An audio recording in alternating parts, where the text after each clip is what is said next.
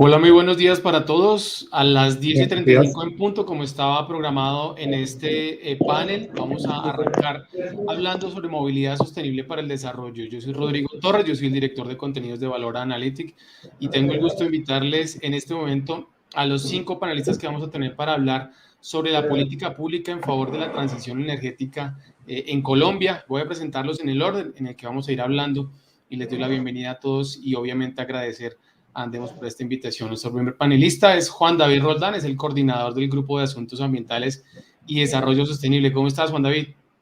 Buenos días a todos, mucho gusto y buenos días a todas las personas que nos ven y a los demás panelistas. Claro que sí. El siguiente panelista, Mauricio Gaitán, el coordinador del Grupo de Gestión Ambiental Urbana del Ministerio de Ambiente. ¿Cómo estás, Mauricio? Buenos días a todos, ¿cómo están? Muy bien, Mauricio, gracias por acompañarnos. Saludos, El siguiente gracias. panelista, Julián Rojas, jefe de la Oficina de Asuntos Regulatorios y Empresariales del Ministerio de Minas y Energía de Colombia. ¿Cómo estás, Julián? Hola, Rodrigo, muy bien, muchas gracias. Un saludo a todos. Bueno, y vamos con Lina Escobar, es la subdirectora de demanda de la Unidad de Planeación Minero-Energética UPME de Colombia. También, Lina, bienvenida. Hola, buenos días, Rodrigo, y un buen día para todos los asistentes. Bueno, y finalmente, el último panelista es Jonathan Bernal, es el director de Infraestructura y Energía Sostenible del Departamento Nacional de Planeación DNP de Colombia. ¿Cómo estás, Jonathan? Bienvenido.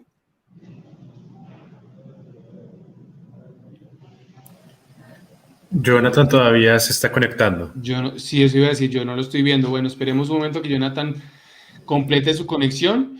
Este panel de hoy tiene el objetivo de que hablemos de política pública en favor de la transición energética, como lo dije hace un momento. Y esto porque vamos a poner un poco en contexto este panel, y es porque el sector del transporte es responsable del 15% de las emisiones de gases de efecto invernadero en nuestra región, y es uno de los principales causantes de contaminación del aire. Uno aquí, si me permiten editorializar, uno siempre se sueña el día en que no tenga que ver buses chimenea, como se llaman coloquialmente, en la calle contaminando, y es por eso que este momento es un momento histórico. Tenemos una oportunidad muy importante para que los gobiernos, tanto el gobierno nacionales como regionales y distritales, aceleren esta transición hacia la movilidad eléctrica. Entonces, en este sentido, vamos a abordar este panel. Es un espacio para que todas las entidades que hacen parte de la Mesa Interinstitucional de Transporte Sostenible nos cuenten su experiencia y nos puedan mostrar las iniciativas y los aportes que están dando desde cada una para lograr estos objetivos. Vamos a arrancar entonces con Juan David.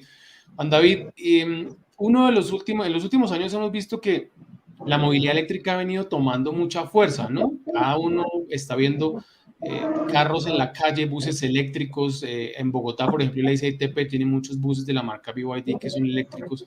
Entonces, desde el Ministerio de Transporte, ¿cuáles son los instrumentos en los que se ha venido avanzando para hacer esa política de transporte sostenible y acelerar nuestra transición energética en Colombia? Bueno, muchas gracias y de nuevo buenos días a todos. Yo creo que lo primero que hay que resaltar acá es definitivamente el sector transporte, si bien no es uno de los principales emisores, sí tiene una cifra importante, como tú ya lo mencionabas, pero adicionalmente lo que sí es clave es que es el principal consumidor de demanda energética del país, que es con el 44%, es decir, el sector transporte pues se mueve mucho, pero además consume también mucho, y a medida que que el país siga creciendo, que siga siendo pues el liderazgo que tiene en la región, que siga aumentando el tema de carga, pues también seguramente esa demanda va a continuar creciendo y tiene un potencial para crecer muchísimo. Entonces acá también hay que entender que esa también es una de las razones por las cuales este tema es realmente importante para nosotros, es lograr ser más competitivos y las implicaciones que tiene eso en temas de cambio climático, de calidad de aire y pues por supuesto de demanda energética. Entonces, por supuesto, pues desde el gobierno ha sido muy, muy importante para nosotros tomar también esa responsabilidad de entenderla y venirla trabajando pues de manera articulada, pero además de manera contundente desde el sector. Como tú dices, lograr dejar de ver estos buses y camiones chimenea, todo este tipo de cosas. Entonces, en ese sentido, lo primero que hay que decir es, de manera conjunta con los diferentes actores que están acá, que además nos vemos seguido, lo que se hizo en 2019 fue lograr sacar, y yo creo que eso es un hito realmente importante, y es la Estrategia Nacional de Movilidad Eléctrica. Y lo importante de la estrategia es que al final de cuentas lo que hizo fue darnos una serie de tareas a cada uno. Cada uno dijo, esto es lo que yo tengo que hacer y esto es cómo voy a hacerlo, y ahí hay tareas de cada uno de los sectores. Entonces ya con eso pues tuvimos lo que era una hoja de ruta que era muy, muy clara y muy, muy importante, y es implementando esa hoja de ruta que venimos haciendo. Y esa hoja de ruta tiene, digamos, 2 metas puntuales que vale la pena mencionarle a las personas que nos ven y nos oyen en estos momentos y que seguramente muchos las conocen. Lo primero son 6.600 vehículos para el final del periodo del presidente Iván Duque, y lo segundo es llegar a por lo menos 600.000 vehículos para el 2030. Y esto es importante además decirlo, y ya seguramente Mauricio lo comentará con el tema de las NDCs y la importancia que eso tiene, pero el punto acá es, pues digamos que teníamos unas tareas claras, unos objetivos claros, y en ese sentido lo que hay que también resaltar es que vamos viendo unos logros bien, bien importantes. Cuando uno mira lo que había en 2018 versus lo que hay hoy, es bien importante, por ejemplo, saber que en 2018 había más o menos 2.165 vehículos eléctricos registrados en el RUNT.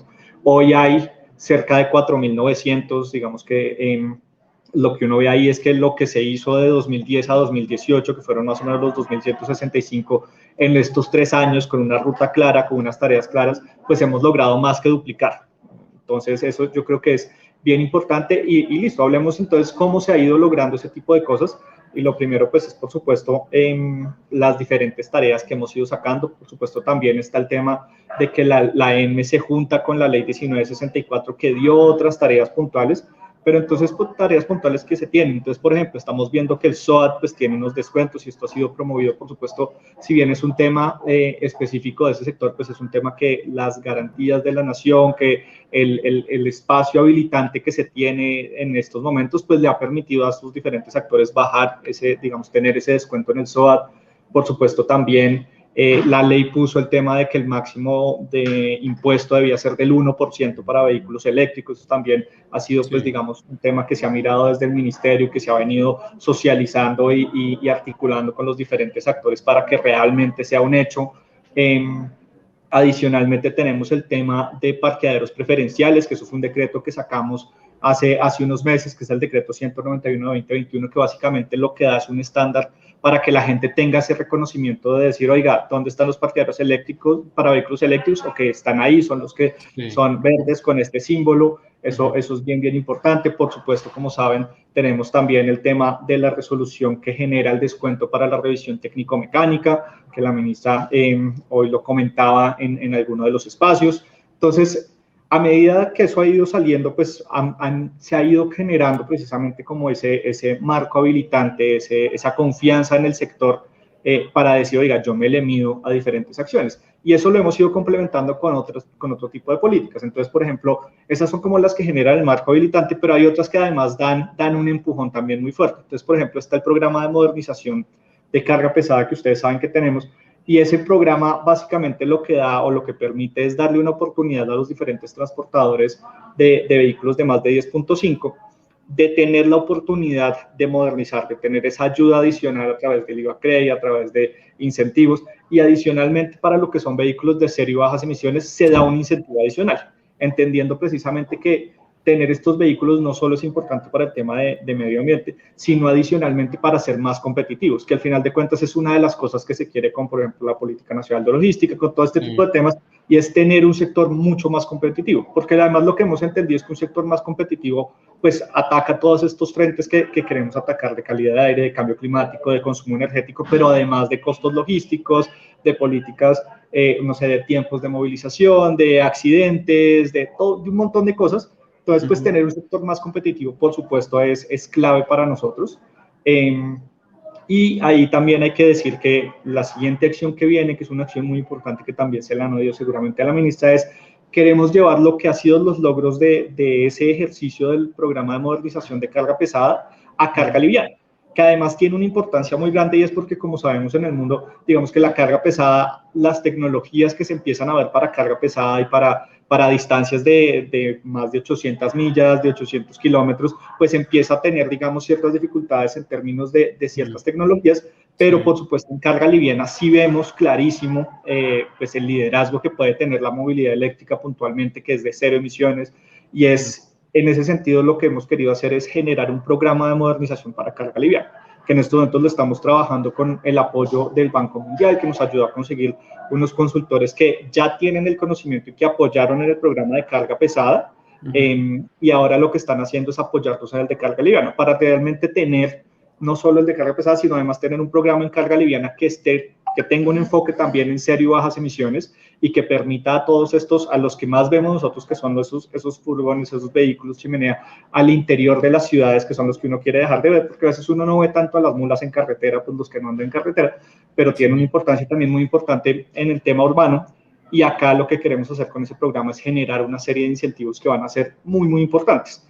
Y finalmente yo creo que el otro tema que hay que resaltar de este ejercicio es que el otro entendimiento que tenemos desde el gobierno nacional y puntualmente desde el sector transporte es que lograr la transición energética no se trata solo de cambiar y de modernizar los vehículos carreteros, que por supuesto tienen algo así como el 88% de la carga en el país se mueve en vehículos, pues en carreteras puntualmente, y por eso también la otra apuesta clave que hemos tenido es todo el tema de intermodalidad que se viene viendo, el tema férreo, el tema fluvial, todo este tipo de cosas que venimos trabajando han sido pues muy, muy importantes y son fundamentales para entender esa transición energética, porque a medida que fortalecemos la intermodalidad, pues también estamos fortaleciendo el tema, estamos generando más incentivos a la transición energética.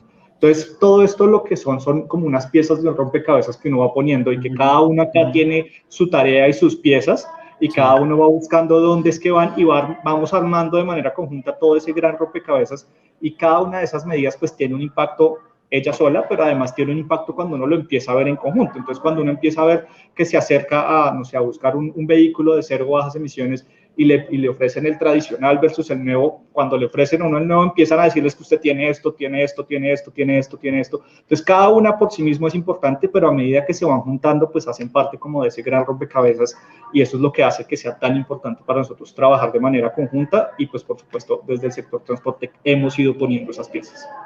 Juan David, ahí entonces me parece importante resaltar primero que hay identificación de qué entidad hace cada cosa, ¿no? Que eso es muy importante, que cada uno tenga un doliente, que cada uno tenga unas metas, unos objetivos.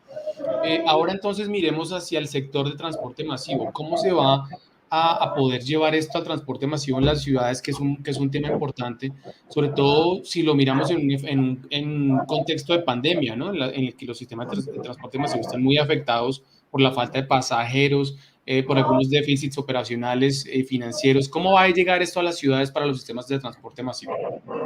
Claro que sí, Rodrigo. Mire, ahí yo creo que lo primero que es importante tener en cuenta es que el primer paso que hicimos fue previo a la pandemia, por supuesto, y fue con el Plan Nacional de Desarrollo, donde logramos incorporar, y seguramente Jonathan nos puede contar más de cómo fue ese proceso, pero lo que se logró incorporar ahí fue la posibilidad de que la cofinanciación de la nación no aplicara únicamente para la infraestructura, sino también para el tema de compras de flota, para temas de operación, todo este tipo de cosas que le dio también un apoyo a los sistemas, y es lo que permite, es lo que hablábamos. Esto es un tema de generar las condiciones habilitantes y con esas condiciones habilitantes, pues básicamente lo que se fue generando fue precisamente pues la posibilidad de que las diferentes ciudades se le midieran, y cada una con su propia ambición se le fuera midiendo a este ejercicio. Entonces lo que vemos es pues los primeros buses que llegaron a Cali, que en estos momentos hay 35, los 69 de Medellín, y por supuesto Bogotá, que es la que tiene un liderazgo muy, muy importante, que en estos momentos tiene 483 buses eléctricos y viene esperando lograr tener para mediados de 2022, 1.485 buses. Pues ahí uno lo que ve es que sí hay posibilidades y que sí hay una serie de experiencias, y esas primeras experiencias pues fueron un poco difíciles de ver cómo se estructuraban los proyectos, cómo se lograba tener la infraestructura, todo este tipo de cosas. Y por eso lo que hemos querido hacer en estos momentos y hacia donde vamos en estos momentos es, lo que estamos haciendo es coger cada una de esas experiencias y ver cómo las replicamos en los diferentes sistemas, porque lo que hay hoy es un interés de cada uno de los sistemas de tener estas iniciativas, de poder tener sus propias flotas de cero y bajas emisiones por todos los beneficios que tiene eso, ¿cierto? en temas operativos, que por supuesto tú lo decías ahora en temas de pandemia, sí, por supuesto tiene unos CAPEX muy importantes, pero en temas de pandemia y en temas de costos operativos empieza a reducirse, tiene un tema de subirse a estos vehículos de cero y bajas emisiones también genera un bienestar para la población. Entonces decir, oiga, si yo me tengo que subir al Transmilenio, pues por lo menos ojalá lo pueda hacer en unas condiciones que sean mucho más altas, que sean mucho más no sé, como benéficas para la población. Y en ese sentido, un poco lo que venimos haciendo es con diferentes actores internacionales buscar la posibilidad de entender cómo deben actuar y qué es lo que deben hacer cada uno de los sistemas para lograr incorporar esas flotas, para lograr tener financiamiento climático, para lograr tener los cierres financieros de los proyectos, que financieramente tenga sentido, que jurídicamente tenga sentido poder tener estos incentivos en los esquemas de contratación, todo este tipo de cosas. Y en ese sentido, pues digamos que venimos trabajando tanto con la GIZ, con el Banco Mundial, con el BID, en lograr tener esas iniciativas. Y adicionalmente, y yo creo que ahí es donde está el ejercicio más fuerte que debemos hacer ahora es, y sobre todo en estos temas con las dificultades presupuestales que se tienen y demás, es lograr encontrar esquemas que permitan dar un ejercicio de financiamiento. Entonces, por ejemplo, ahí venimos trabajando también en temas de las posibilidades de montar un fondo de financiamiento para la movilidad eléctrica que permita a los sistemas financiar también estas compras, todo este tipo de cosas. Y ahí la clave va a ser es precisamente cómo llevamos estas experiencias de Medellín, Cali y Bogotá, que son muy particulares porque son nuestras principales ciudades, a sistemas más pequeños, a los STPs, en otras ciudades que están todos estos en estructuraciones, en avances de su infraestructura, todo este tipo de cosas, lograr precisamente que ellos en estas etapas tan tempranas que tienen, empezar a incorporar esos ejercicios. Entonces, como decía, lo importante es que venimos como todos generando un espacio habilitante donde cada uno está poniendo sus piezas y las siguientes piezas que hay que poner las vamos a empezar a ver desde los sistemas, las vamos a empezar a ver desde el sector privado, las vamos a empezar a ver precisamente desde otros actores como los diferentes sectores comerciales de este tipo de vehículos, todo ese tipo de cosas, ahí es donde los vamos a ver, cada uno va a empezar a también encontrar el espacio para poner su propia ficha. Juan David, muchas gracias. Ahora sí saludo a Jonathan Bernal. Jonathan, y ahora sí te veo conectado. Buenos días, ¿cómo estás? Buenos días, Rodrigo. ¿Cómo han estado? Muchas gracias por esta gran invitación. Bien, bien. Gracias a ti por participar. En un rato vamos a estar hablando más en profundidad con Jonathan. Ahora le quiero dar la palabra a Mauricio Gaitán del Ministerio de Ambiente. Es el coordinador de gestión ambiental urbana. Y quiero retomar una cosa que estaba diciendo Juan David hace un momento, Mauricio. El tema de las metas. Colombia todo el tiempo está lanzando anuncios sobre las metas, disminuir la emisión de carbono a 2030, ser carbono neutral a 2050. Entonces, quiero preguntarte cómo ha sido ese proceso, qué está haciendo actualmente el Ministerio de Ambiente y en general el gobierno, y qué se espera alcanzar en corto, mediano y largo plazo para el logro de esas metas. Listo, Rodrigo, muchas gracias. Como lo contabas hace un poco, el panorama ambiental en Colombia es muy importante, sobre todo en temas de emisiones de gases de efecto invernadero y cambio climático, y el sector transporte es fundamental. Como lo mencionabas, aproximadamente el 15% de las emisiones de gases de efecto invernadero las genera el sector transporte, y en relación con emisiones de contaminantes que afectan la salud, se ha establecido que el 80% del material particulado proviene de fuentes móviles en las principales ciudades del país. Esto ha llevado a que el gobierno priorice en la agenda los temas relacionados con las emisiones del sector transporte y las emisiones en general de gases de efecto invernadero. En este sentido, en la Conferencia de Cambio Climático de Naciones Unidas del 2015, en París, Colombia se comprometió a reducir sus emisiones contaminantes. Y las acciones para cumplir esas metas, como les decía, del 50%, las contribuciones nacionales determinadas que se trabajan directamente con cada uno de los sectores.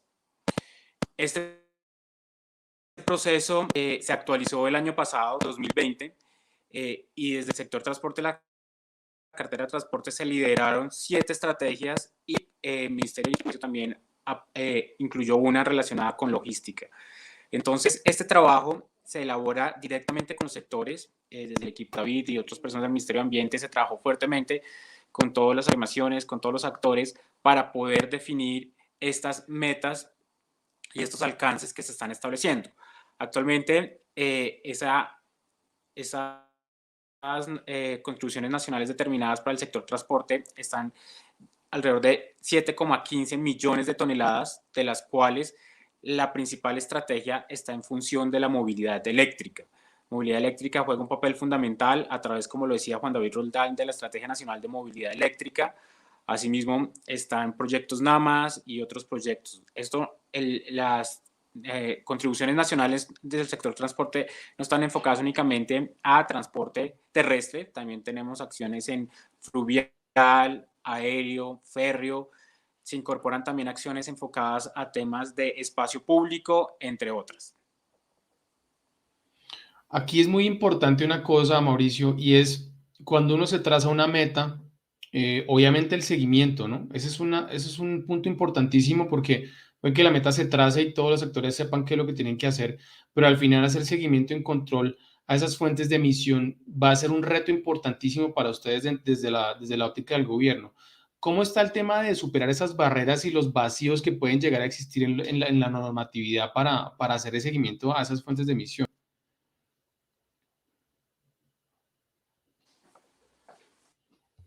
Rodrigo, nosotros venimos para el tema de seguimiento, nosotros hacemos reportes periódicos a la Conferencia de Naciones Unidas a través de los inventarios nacionales de emisiones de gases de efecto invernadero.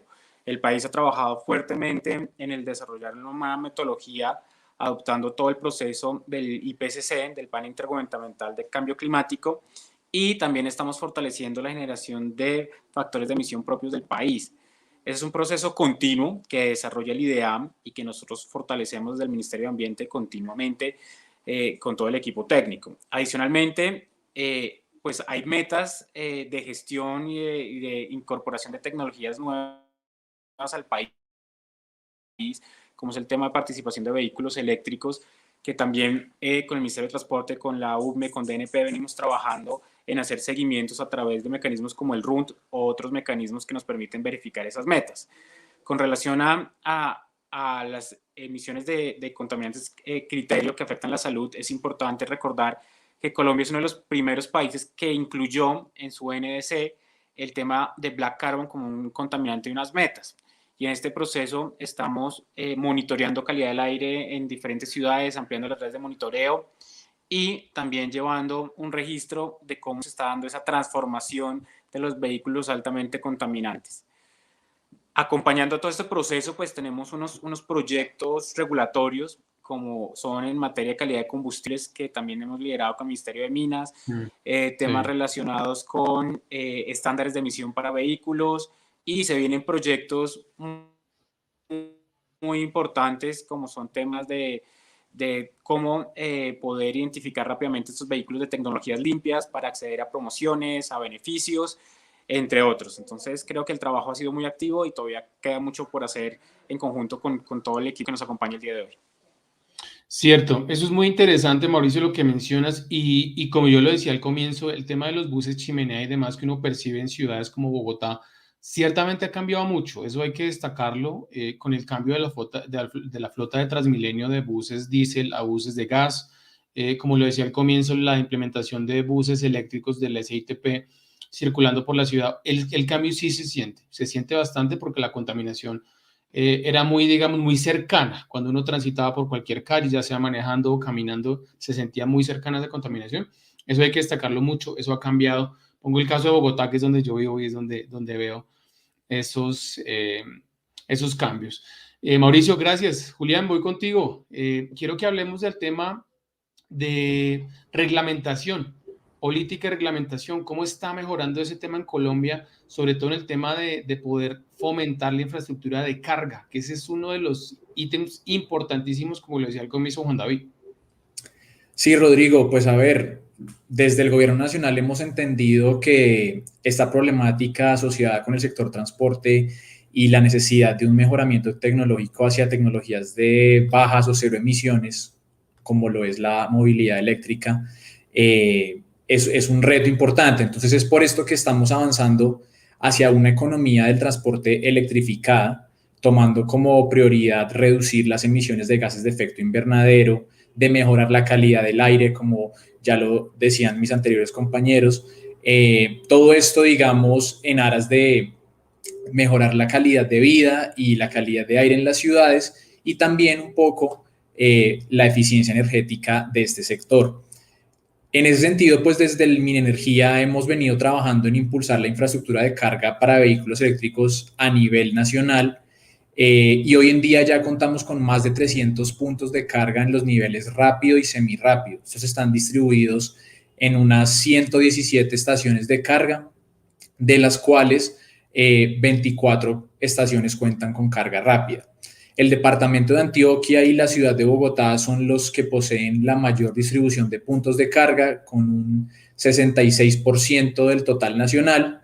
Le sigue Valle del Cauca y Quindío. Este despliegue de infraestructura va avanzando. De hecho, ya contamos con estaciones de carga de vehículos eléctricos en los departamentos de Tolima, Atlántico, Boyacá, Meta, Magdalena, Santander, entre otros. Esto a pesar de que se proyecta que alrededor del 80% de las cargas de estos vehículos se van a realizar en los hogares o en los lugares de trabajo. Esto cambia definitivamente el esquema con el que venimos operando hoy en día, y es que abastecemos nuestros vehículos en diferentes puntos de la ciudad y entendemos pues la necesidad del usuario de tener seguridad y confianza de que va a tener la posibilidad de encontrar una estación de carga en cualquier momento, como lo hace hoy en día. Entonces, por eso trabajamos en dar apertura a este mercado, en atraer inversionistas, que se den nuevos modelos de negocio que beneficien finalmente al usuario final y en establecer condiciones para que la implementación y operación de estas estaciones de carga cuenten con criterios de seguridad y de calidad. Por eso el año pasado, desde el Minenergía, establecimos una resolución, es un reglamento aplicable a estaciones de servicio que operan hoy, y esa resolución lo que indica es que las estaciones de servicio automotriz están autorizadas para ofrecer como parte de sus servicios la carga de energía destinada a vehículos híbridos y a vehículos eléctricos. Este fue un primer paso que dimos para fomentar ese esquema de multiservicios en estas estaciones e incluir la electricidad en los energéticos que ofrecen hoy en día para la movilización de vehículos. Entonces, un servicio que prestan las estaciones de servicio es entendido como estos lugares de comida que uno encuentra, y otro servicio que está autorizado ya es el de brindar o prestar este servicio de carga eléctrica. De igual manera, este año, hace apenas un par de meses, expedimos otra resolución donde establecimos condiciones mínimas de estandarización y de mercado para implementar la infraestructura de carga para vehículos eléctricos e híbridos enchufables. Esta también la registraron ustedes, Rodrigo. En esta resolución se define el prestador de servicio de carga para vehículos eléctricos e híbridos enchufables. Puede ser cualquier persona natural o jurídica. No es necesario que sea un comercializador de energía eléctrica como los conocemos hoy en día en nuestro sector. Entonces, cualquier inversionista puede ingresar a este negocio y hacer parte de esta actividad comercial. También dimos una respuesta a una necesidad latente del mercado, y era la de estandarizar el conector con el que vienen los vehículos.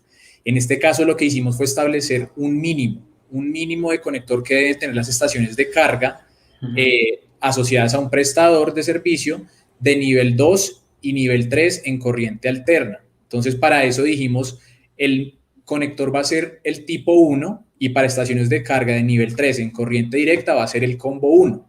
Y de nuevo recalcamos que esto es un mínimo. La estación puede poner cuantos cargadores quiera, dependiendo de cómo el mercado evolucione. Además, dijimos que se debe tener una información mínima disponible para el público, como lo es la potencia, la tarifa, el tipo de conector.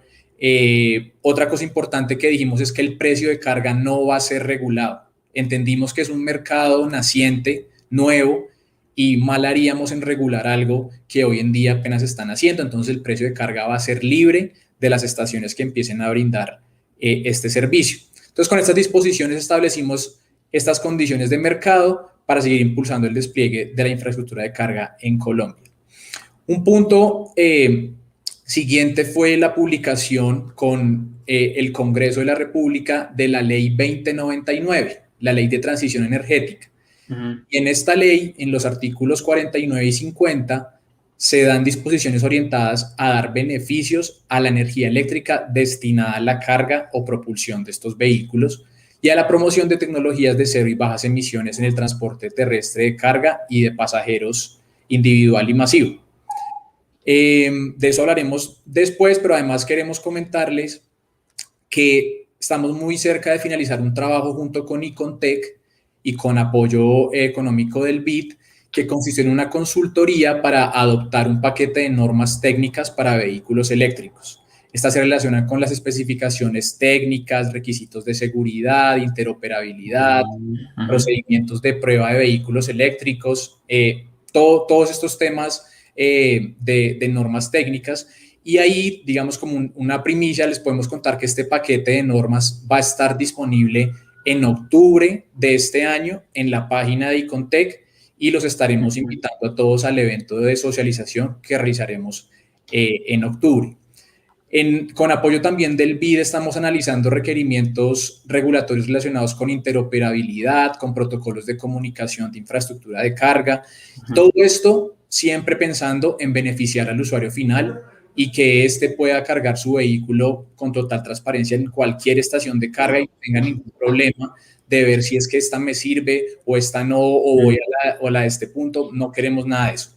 Y para finalizar, Rodrigo, otra de las iniciativas que se está llevando a cabo con el apoyo de Minambiente, Euroclima, CEPAL y FIAP es la elaboración de una estrategia en estándares de eficiencia energética para vehículos livianos nuevos. Esperamos tenerla finalizada en el segundo trimestre de 2022.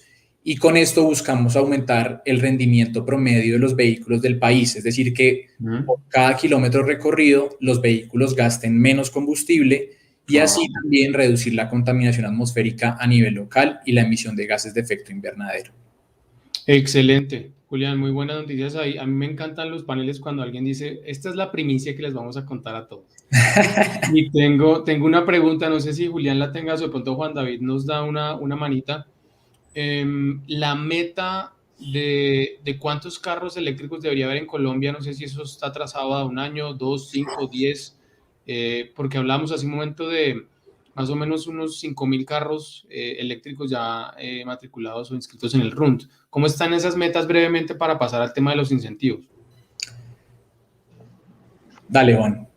Sí, si me permiten. No, pues básicamente lo que se ha venido haciendo es la primera meta, y yo creo que es el objetivo puntual, o bueno, más bien, cuando uno ve cómo se adoptan tecnologías nuevas, lo que uno ve es que generalmente son curvas que tienen un pedazo exponencial en la curva.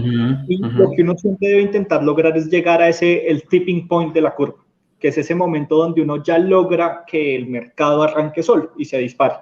Lo que nosotros tenemos identificado en estos momentos es que ese tipping point viene precisamente con esos 6.600 vehículos que le da la confianza a la gente de ver buses, ver camiones, ver taxis, ver todo este tipo de cosas.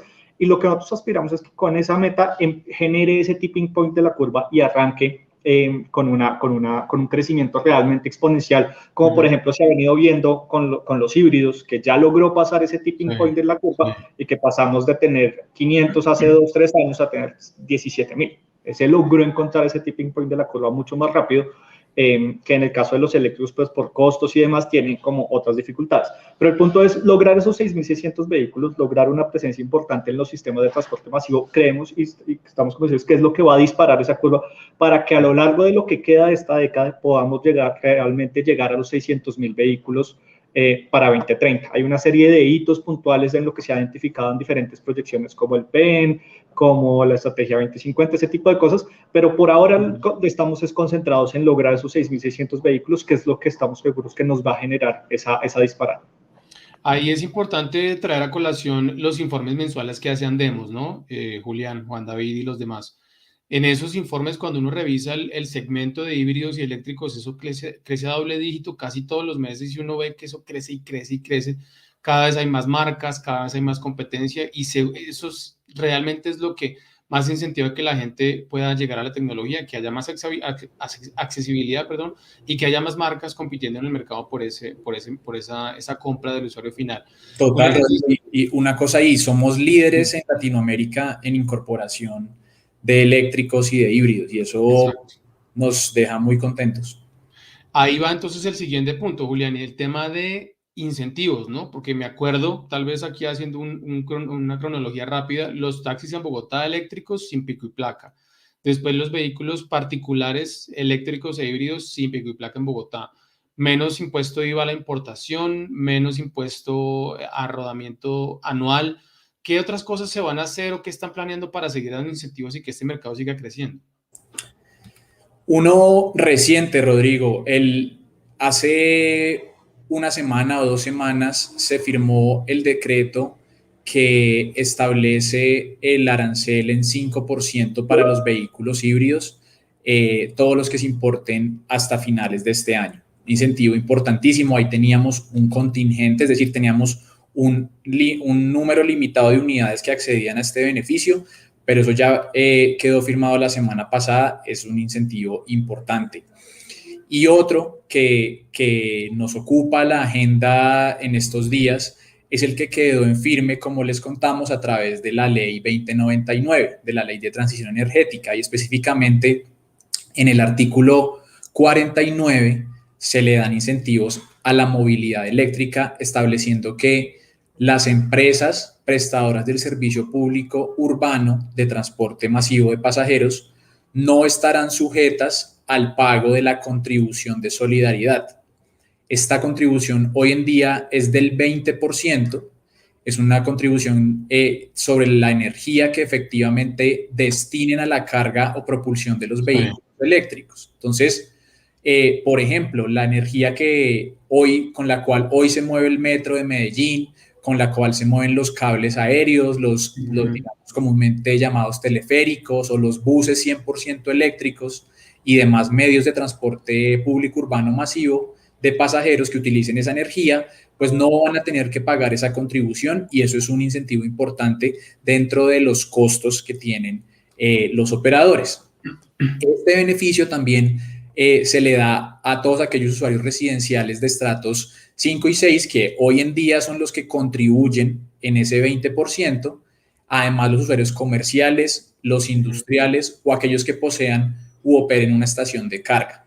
En ese sentido, cualquier persona de estos estratos o de este tipo de usuarios que compre un vehículo eléctrico y lo cargue en su hogar podrá optar a acceder a este beneficio, igual que lo podrán hacer todas aquellas entidades que posean una flota de vehículos eléctricos para el transporte de mercancías, o por ejemplo un prestador de servicio de carga para los vehículos eléctricos definidos en las resoluciones que ya les comenté en la anterior pregunta.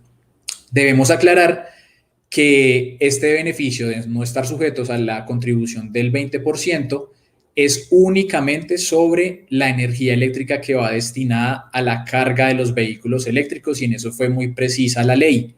Por lo tanto, aquí no estamos abarcando cargas asociadas a sistemas de iluminación o servicios auxiliares. Ahí la ley le dijo a la Comisión de Regulación de Energía y Gas, a la CREG, por favor, regule y establezca cuáles van a ser las formas como se mide esta energía. La comisión la semana pasada, que también está para disposición de todos, ya emitió un proyecto de resolución de cómo ella considera se debe medir esa carga. Ahí los invitamos a todos a que consulten y comenten ese proyecto normativo. Con el acto en firme de esa resolución, estaremos dejando ya habilitado a todas estas empresas y beneficiarios para que accedan a este beneficio. Igualmente, desde este ministerio vamos a hacer una publicación de un proyecto normativo que tiene también que ver con este beneficio e irá con el objetivo de diferenciar muy bien cuál es el público objetivo y qué características debe tener. Esto es simplemente para aclarar, y entonces también lo pondremos en comentarios, si no es esta semana, la próxima semana, para que todos también construyamos sobre ese documento. Eso por lo que estamos trabajando hoy en día, Rodrigo, sobre incentivos. Julián, muchas gracias. Muy bueno, me parece que vengan tantas cosas, porque lo que yo decía hace un momento, ya hay varios incentivos que están llegando, seguramente vendrán muchos más y el mercado seguirá desarrollándose. Gracias por acompañarnos, Julián. Lina, voy contigo. Lina Escobar es la subdirectora. Dime. No, de pronto para complementar un poco el tema de incentivos, desde el Ministerio de Sí. Ambiente con la propuesta a 2050 de carbono neutralidad. Se vienen una cantidad de incentivos para el sector privado que se alineen con la iniciativa y que se presenten al ministerio. Entonces, también con esta iniciativa y con la meta de largo plazo, también estamos apoyando al sector privado a que hagan una transformación de su flota vehicular en temas de reducción de emisiones. Solo quería complementar eso. Súper, Mauricio, muchas gracias. Qué pena que te interrumpí. Bueno, le doy ahora sí paso a Lina Escobar. Lina es la subdirectora de demanda de la Unidad de Planeación Minero-Energética UME de Colombia. Vamos a hablar sobre los retos de la transición energética, no sin antes mencionar un tema que todavía al que no le hemos hecho suficiente énfasis, y es que la matriz de energía de Colombia es una de las más limpias del mundo, ¿no? Alrededor del 70% de esa matriz es generada con agua, un recurso del que somos privilegiados por su abundancia en nuestro territorio, y eso hace que la generación de energía sea muy limpia en nuestro país. Lina, bienvenida, muchas gracias. Entonces quiero preguntarte cuáles son los retos que ustedes han identificado desde la UME en el proceso de transición energética y sobre todo en este tema de adopción de vehículos de cero o de bajas emisiones del que hemos venido hablando. Vale, Rodrigo. Bueno, con respecto, digamos, a los retos o las barreras, y tal vez retomando un poco lo que decía Juan David al principio del panel, es que dentro de la mesa cada entidad tiene un rol. Y el rol de la UME ha sido precisamente el de brazo técnico, el de estar analizando estos temas de cuáles son las barreras, los impactos, digamos, del ascenso tecnológico en el parque automotor, que como mencionaban también al inicio de la conferencia, pues el sector transporte es el mayor consumidor de energía del país, y un poco en contraposición con lo que acabas de decir, nuestra matriz energética, entendiendo como energéticos toda la canasta y no solamente la energía eléctrica, pues no es una canasta limpia. Nosotros dependemos más del 70% de los combustibles fósiles, y por eso la importancia de que el sector transporte como mayor consumidor de energía haga este traspaso, haga este ascenso tecnológico hacia estos nuevos combustibles de cero y bajas emisiones. Entonces, haciendo esa claridad, lo que hemos venido haciendo en la UCME es una serie de estudios, de recomendaciones, que digamos que con el paso de los años pues han resultado en estas resoluciones que ya menciona Julián, que mencionó Juan David, que mencionó Mauricio. Y digamos que lo que nosotros hemos identificado es, primero, que el ascenso, pues además de los temas de costo, que claramente, digamos, son la primera barrera, muchas de estas tecnologías pues son nuevas y aún, digamos que su costo de capital, por así decirlo, pues es mayor que el de las tecnologías convencionales. Digamos que hay otros retos, y el primero es el de crear un mercado en el que los consumidores se sientan tranquilos de que por comprar un vehículo eléctrico, un vehículo híbrido, o incluso pensando en el futuro, un vehículo con hidrógeno, pues van a tener, digamos que los servicios relacionados con el uso, el mantenimiento de sus vehículos. Y eso es un gran reto, razón por la que el ministerio, digamos, ha venido trabajando en todo el tema de la reglamentación, de los estándares mínimos técnicos necesarios, digamos, para homogenizar los cargadores, para desplegar una red de, digamos, de recarga tanto pública y habilitar la privada. Aquí también, digamos, hemos identificado la necesidad de que el sector automotriz, en general, digamos, el sector asociado a los servicios de mantenimiento, también, digamos, haga este ascenso en paralelo, sí. Porque es necesario tener, digamos, la confianza de que hay mecánicos, hay centros especializados en donde en caso de, pues, de tener alguna emergencia con el vehículo no pueda llevarlos, y en fin, y que haya esta red de servicios de acompañamiento para que los usuarios se sientan tranquilos de comprar estas nuevas tecnologías. Digamos que siempre hay una barrera cultural que hay que empezar a sobrellevar, y la forma es eso, creando confianza, creando esta red que apoye a los consumidores en la adquisición de estas nuevas tecnologías. Ahí hablemos, Lina, no, perdóname, continúa. Bueno, no, tengo miles de barreras, pero la segunda barrera, y también asociada un poco a esto, es el tema de información. Es muy importante que los usuarios, o sea, nosotros somos pues gente apasionada por la energía, gente apasionada por la mitigación del cambio climático, digamos, estamos comprometidos en esto, razón por la que muy probablemente todos hayamos averiguado cuáles son las ventajas de un vehículo híbrido, de un vehículo eléctrico y nos animemos a comprarlos, pero pues esto tenemos, digamos, que masificarlo a no solamente, digamos, a nuestros contemporáneos, sino a las nuevas generaciones, a nuestros padres, en fin, a las compañías, para que ellos con información puedan efectivamente hacer este cambio. Y una, digamos, de las grandes iniciativas que pues desde la UM hemos promovido y con agrado escucho que desde el ministerio pues también han venido trabajando esto, es todo el tema del etiquetado. El etiquetado como una forma de que los usuarios finales puedan comparar de forma muy fácil.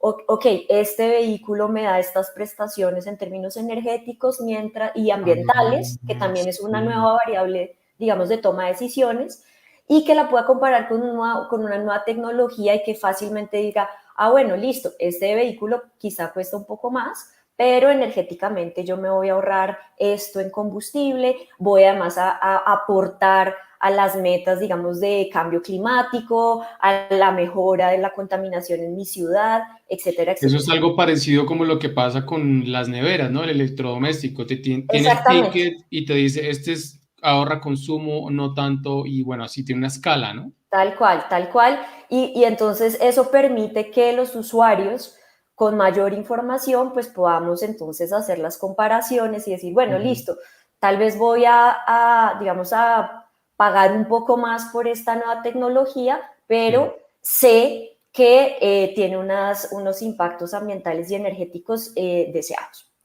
Con respecto a otras barreras, pues sobre todo, digamos, para entrar en el tema de carga, que es el sector, digamos, de mayores retos, particularmente pues porque es la categoría vehicular que más, digamos, que participa con mayor proporción en el consumo de energía y digamos que allí los avances que se hagan serán fundamentales para alcanzar nuestras metas, no solamente de abastecimiento energético, sino de temas de cambio climático y de competitividad de nuestro país.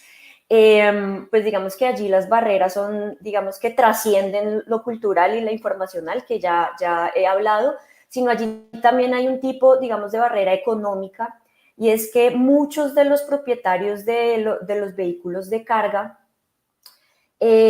son, digamos, dueños de 1 o 2 camiones. La propiedad está bastante diseminada y por ende, digamos que no es que haya que convencer a 2 o 3 empresas grandes y listo, sino tenemos que hacer un esfuerzo mayor de convencer a esos pequeños propietarios, que son los que más camiones tienen, digamos, para que hagan este cambio. Y eso, pues, digamos, no solamente es con información, sino tiene que ser con incentivos tributarios y con una serie, digamos, de diferentes herramientas, incluyendo, por ejemplo, que puedan acceder a un crédito, a créditos flexibles, a nuevas formas de negocio que se adapten, que se adapten a la forma en cómo ellos generan ingresos. Entonces, digamos que esto también es una barrera fundamental.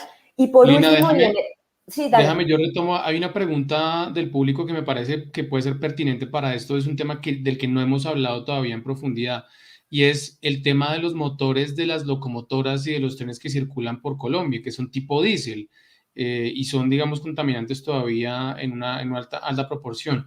¿Qué se ha pensado hacer en ese tema para hacer transición energética en ese segmento específico del transporte? Bueno, en el sector férreo, digamos, desde el actual plan de acción indicativo del PROURE, se están lanzando, digamos, ya las señales, por lo menos económicas, para hacer el salto hacia sistemas férreos eléctricos. Aprovecho también, digamos, así como les gusta a los organizadores, una primicia para este evento, y es que nosotros actualmente estamos en la actualización del PROURE. La idea es salir con nuevas metas de eficiencia energética para el país, en donde claramente el sector transporte pues va a ser protagonista, y una de las propuestas, o bueno, más bien de seguir, digamos, insistiendo en la necesidad de promover los sistemas férreos, tanto para el transporte de mercancías como para el transporte de pasajeros en las ciudades. Entonces, digamos que desde la política pública, por lo menos ahí ya está puesta sobre la mesa esa carta. Tengo entendido que desde el sector transporte pues también hay unos planes con toda la movilidad férrea. En eso sí, pues le doy la palabra a Juan David o pues, a cualquier otro colega, pero por lo menos desde el tema de eficiencia energética, la UME ahí ha contribuido y digamos que es una apuesta clave para el sector. Lina, O sea, muchas ahí, gracias. Rodrigo, si quieres que... Jonathan también con sus planes. Sí, ya le iba a dar paso a Jonathan, además porque hay una pregunta justo para él arrancando, hay una pregunta del público y quiero enlazarla con dos temas para que vayamos dando cierre al panel. El tema del COMPES de transición energética es muy importante y esa apuesta que le está haciendo el país a la sostenibilidad. Y la pregunta puntual que nos envían es cómo se integra la política pública de transición energética en la infraestructura de carga en concesiones 4G y 5G. Eso es importantísimo. Sí, de acuerdo, pero si quiere, Rodrigo, empiezo por complementar un poco la respuesta de Lina frente a los planes modales y en específico sobre el plan maestro ferroviario. Vale. Yo creo que aquí es clave contarles a todos esa nueva política de integración y de intermodalidad. Esa política ferroviaria está principalmente pensada para el transporte de carga, pero tiene unas apuestas muy interesantes en transporte ferro de pasajeros. Creo que voy a empezar por allí. El año pasado sacamos un COMPES de declaración de importancia estratégica para la línea del metro ligero de la avenida La 80 en Medellín, un sistema férreo de pasajeros completamente eléctrico. Y que esperamos tener disminuciones del orden de 1.2 millones de toneladas equivalentes por año. Y eso es parte de lo que venimos construyendo gracias a la política de movilidad urbano y regional, que tal vez le hablo ahora un poco más adelante, Rodrigo. Entonces, en esa política de pasajeros, estamos pensando que sean con movilidad eléctrica, así como lo hicimos en la primera línea del Metro Bogotá, que tiene pues este mismo energético. Ahora, sobre el transporte de carga, datos muy importantes. El país llegó a tener del orden de 3.500 kilómetros de red férrea en el país y hoy tenemos del orden de 1.700 operativas o potencialmente operativas. Tal vez el que es el ejemplo mundial para nosotros es Fenoco en este último tramo entre Chiriguaná y Santa Marta, que está a nivel del estado del arte tecnológico. Ahí sí tenemos un reto de intercambio que con el Banco Mundial venimos haciendo este estudio de cómo debería ser ese nuevo material rodante. Pero no hay que olvidar, Rodrigo, como los equivalentes que tenemos entre un tren de carga y un camión. Y en términos no solo de contaminación, sino de congestión y de siniestralidad vial. Un solo tren de Fenoco, una sola locomotora, Rodrigo, si bien hoy funciona a diésel, transporta más de 2.5 kilómetros en longitud de vagones y moviliza del orden de 9.000 toneladas, una sola. Es decir, si uno hace la conversión, tendría el orden de 250 camiones si Fenoco no fuera el que transportara toda esta producción que hace las minas en Cesar principalmente. Muy buen dato ese. Y bueno, eso ya le voy contando un poco más y creo que desde allí es que estamos pensando los temas de movilidad urbana y regional. Y en la siguiente pregunta, en términos de infraestructura de carga de 4G y 5G, pues para eso es que el Banco Interamericano de Desarrollo nos está ayudando a pensar cómo debería ser esa red de carga. Y es porque Julián nos ha dado unos grandes datos de cómo hemos venido avanzando principalmente en Bogotá y en Medellín, o en general en Cundinamarca y en Antioquia.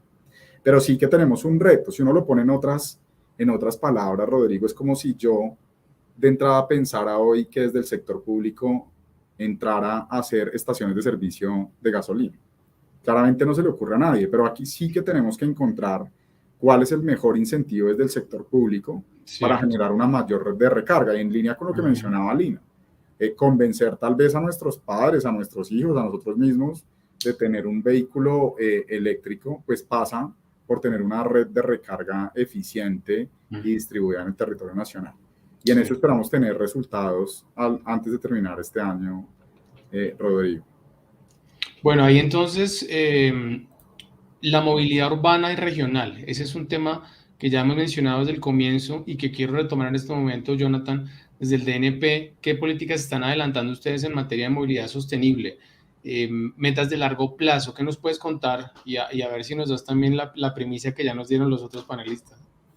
Bueno, pues sí, lo primero es que dos grandes políticas, bueno, una recientemente aprobada, que es la política de movilidad urbana y regional, y la segunda que estamos construyendo hoy con todos estos colegas de gobierno es la política de transición energética. Y ahí tuvimos una gran discusión, tal vez en términos de primicia, como todos han dado alguna, pues incluimos ya una línea específica de movilidad sostenible en el COMPES de transición energética. Porque sí creemos que ahí es donde tiene un gran rol de articulador el COMPES con el presidente y todos los ministros, y el DNP en ese rol de Secretaría Técnica del COMPES, de agrupar las acciones que viene haciendo Lina y en general la UCME, las acciones que viene haciendo Juan David y el Ministerio de Transporte, Julián el Ministerio de Minas y Energía, y este es el gran rol del COMPES. Creemos en la Estrategia Nacional de Movilidad Activa, de Movilidad Sostenible, pero para que realmente se convierta en una política de Estado tenemos que plasmarla aquí. Hemos venido haciendo unas mesas realmente importantes, ya tenemos más de 20 acciones incluidas allí, pero que va muy en línea con la otra política, la política de movilidad urbana y regional, y es que no necesariamente, Rodrigo, nuestra política está pensada en transformar vehículos de gasolina y diésel a eléctricos. Realmente esta política es invertir la pirámide de movilidad en el país. ¿Sí? Es darle esa prioridad a los peatones, a los ciclistas, al transporte público, y ahí hay grandes metas como las que mencionaba Juan David en la Ley de Movilidad Eléctrica. Pensar que el 10% de la flota que se recambie en el país debe ser eléctrica o de ser bajas emisiones. Al 2035 llegar al 100% en ese recambio es una meta completamente ambiciosa. Y en esas metas ambiciosas nosotros venimos construyendo varias noticias que les han dado acá. El Fondo de Movilidad de Cero y Bajas Emisiones con GIZ, que va a permitir que agrupar fuentes de financiación. Nación, en su momento, hoy gracias a la Ley del Plan Nacional de Desarrollo podemos cofinanciar hasta el 70% de la flota y el 30% restante de los territorios. Y eso pasa por agrupar esas fuentes de financiación, comprar y aprovechar economías de escala y realmente impulsar esta movilidad de cero y bajas emisiones en todo el país. Entonces, en ese cambio de política pública, Rodrigo, es importante resaltar que antes la política de movilidad urbana estaba únicamente direccionada a los vehículos de transporte masivo, ¿no? Al BRT, a tener los vehículos segregados, otras líneas en sistemas estratégicos. Pero esta nueva política de movilidad urbana y regionales, aquí tenemos que caber todos. En una misma sección transversal tenemos que priorizar la bicicleta, priorizar el peatón, el transporte público y pues hacer un uso mucho más eficiente del transporte privado. Jonathan, muchas gracias y quiero agradecerles a los demás panelistas haber estado con nosotros en este panel sobre desarrollo de política de transición energética y movilidad sostenible. De nuevo, gracias a Andemos por la invitación y como lo dije al principio, muy, muy importante que podamos estar todos engranados, tanto el sector público, el sector privado, todos en nuestros hogares, todos en nuestras empresas, promoviendo que tengamos una transición energética ordenada y muy importante para el cambio climático de nuestro planeta. Muchas gracias a todos por acompañarnos. Nos vemos en una próxima invitación de Andemos. Gracias. Chao, gracias.